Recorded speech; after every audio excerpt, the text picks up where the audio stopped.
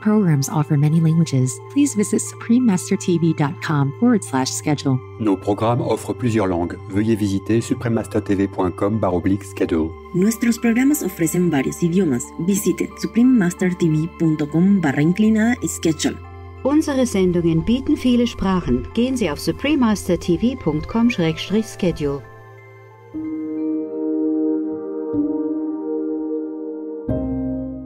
Plastic is a classic case of how we are capable of turning every blessing that we have into a curse upon ourselves. Due to irresponsible usage, plastic has become one of the most serious challenges in the ecological sphere. Plastic pollution, its consequences for rivers and oceans. Part 1 of 3. Continue watching to find out more.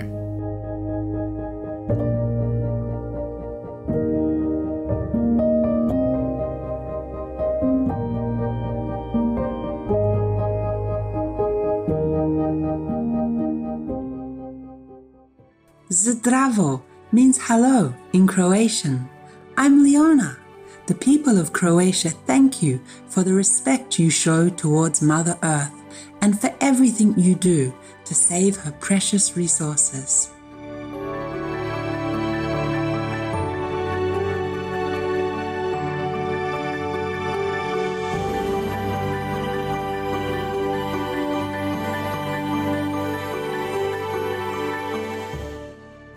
Welcome to part 1 of our 3-part series, Plastic Pollution, its consequences for rivers and oceans.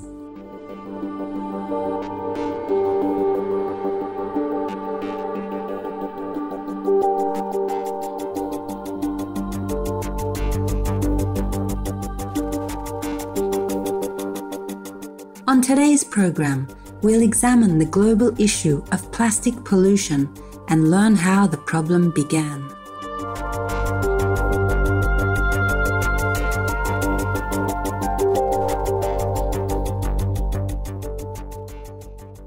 The production of plastic is relatively new. The first manufacture only began during the 1940s. However, the world quickly embraced this remarkable new material when its numerous benefits were realized. What makes plastic so desirable? It has many advantages. It is inexpensive, lightweight, strong, and durable, and can be formed into virtually any shape. As a result, manufacturers soon discovered a myriad of uses for this new wonder material. Over the ensuing decades, we have become increasingly reliant on plastic in many aspects of our lives. If we look around us, we'll see that we are surrounded by plastic. We find it in grocery bags, cups, straws, lids, water bottles, food containers, and virtually every kind of packaging. Our cell phones, toothbrushes, shampoo bottles, children's toys, furniture, and even much of our clothing are all made of plastic. Plastic is even widely used in transportation. 20% of private vehicles can be composed of plastic, while Boeing's recently developed Dreamliner jumbo jet will consist of 50% plastic by weight. Scientists discovered so many uses for the material that we started producing it in vast quantities. Since the development of plastic products began, we have produced approximately 8.3 billion tons of the material globally.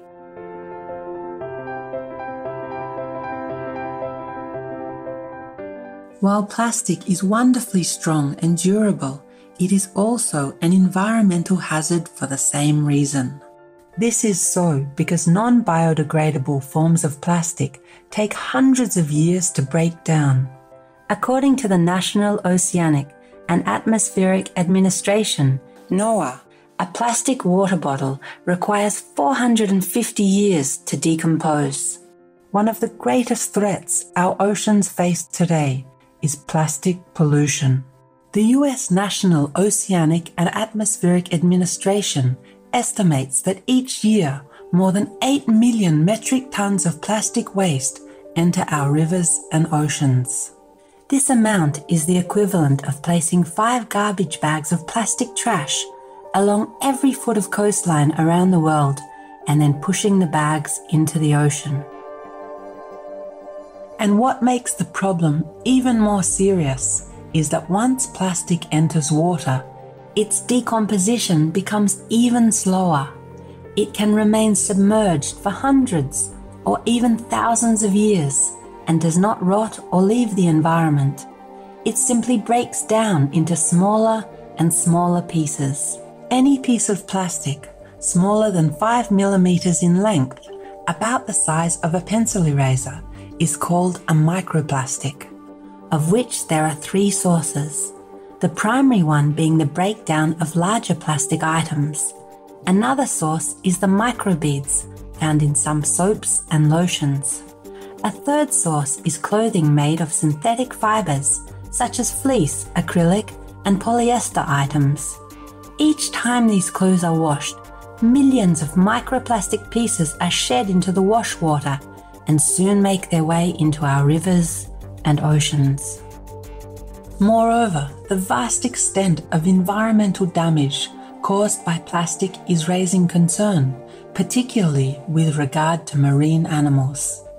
The United Nations estimates that plastic causes the deaths of up to 1 million water birds every year.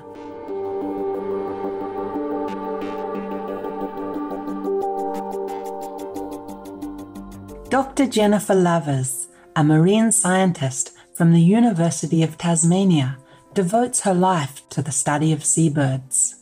Dr. Lavers has been growing increasingly concerned about the medium-sized seabirds known as shearwaters because of the amount of plastic these birds ingest along their 30,000 kilometre migratory routes. On Lord Howe Island near Australia, Dr. Lavers discovers a dead shearwater on the beach and carries the bird back to her lab to determine the cause of death.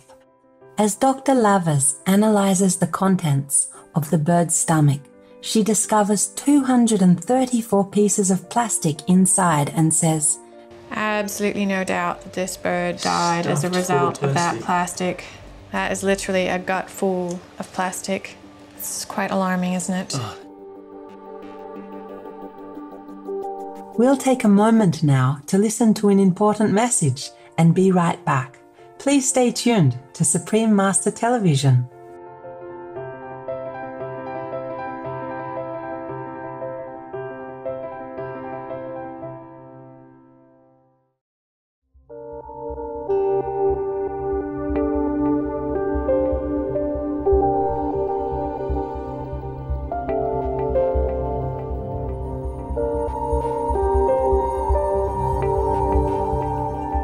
Thoughtful viewers, welcome back to our program. According to the World Wildlife Fund, WWF, 100,000 marine mammals, such as whales, dolphins, porpoises, seals, and sea lions, die each year from plastic pollution. Among the animals of major concern are whales. In 2017, a dead Cuvier's-beaked whale was discovered on the beaches of Norway after having ingested 30 single-use plastic bags.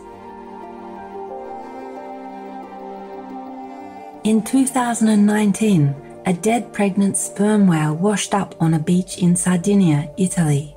When her stomach was opened, researchers discovered 22 kilograms of plastic waste, including plastic fishing lines, plastic bags, plastic pipes, and even plastic dinner plates. Dr. Luca Bitto, a marine biologist and president of SEAM, Sardinia, says, "I never saw such a big quantity of plastic. It was like our usual life was there, but inside the stomach." Also, at the United Nations, apprehension is growing about the amount of plastic in our waterways. Dr. Peter Thompson, the United Nations Special Envoy for the Ocean, says, "As a Pacific Islander, I know that the ocean is in deep trouble. There's an equivalent of a large garbage truck every minute of every day backing up to the ocean and just dumping plastic into it. We really have to look at ourselves and say, do we deserve this beautiful ocean that was given to us? The Reverend Yogi Sadhguru, an internationally renowned spiritual teacher and founder of the non-profit organization Isha Foundation, has frequently spoken about the dangers of plastic pollution and recently joined forces with the United Nations Environment Programme, UNEP, to raise awareness of this issue.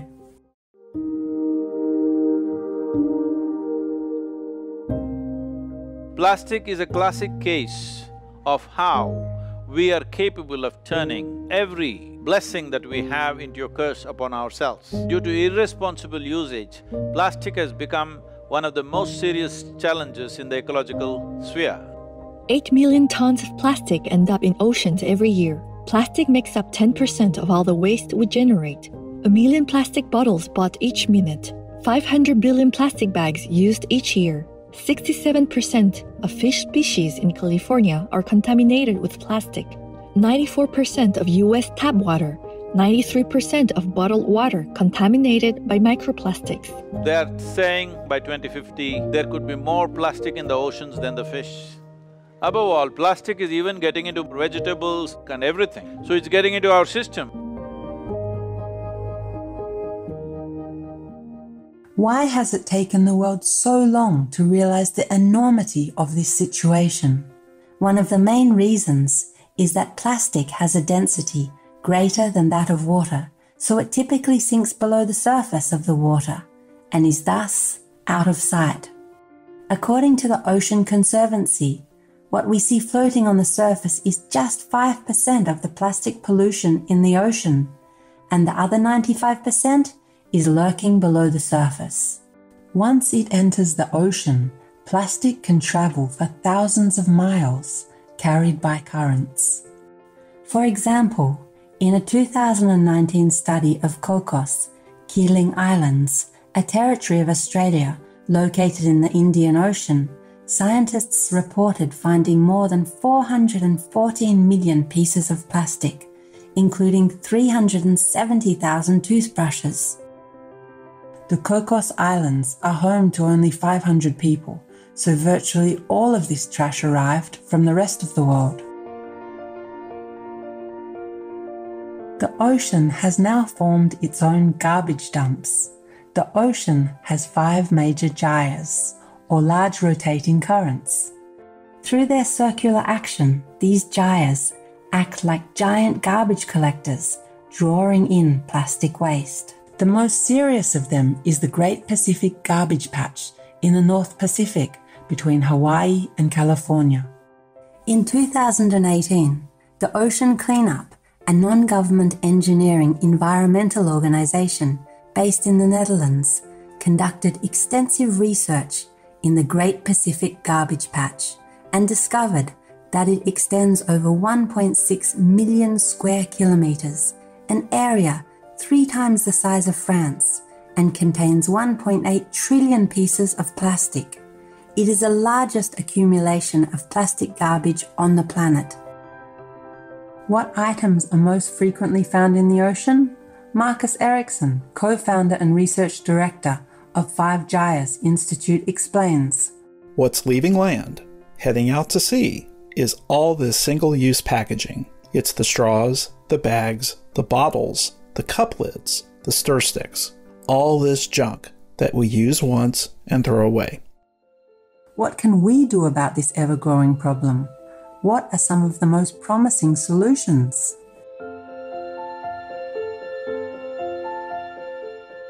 Compassionate viewers, thank you for your company today.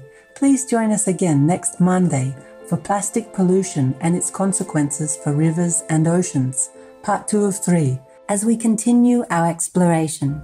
May all of Earth's inhabitants soon enjoy a pristine planet as we move ever closer to a noble, compassionate vegan world. Our programs offer many languages. Please visit suprememastertv.com/schedule and suprememastertv.com/PE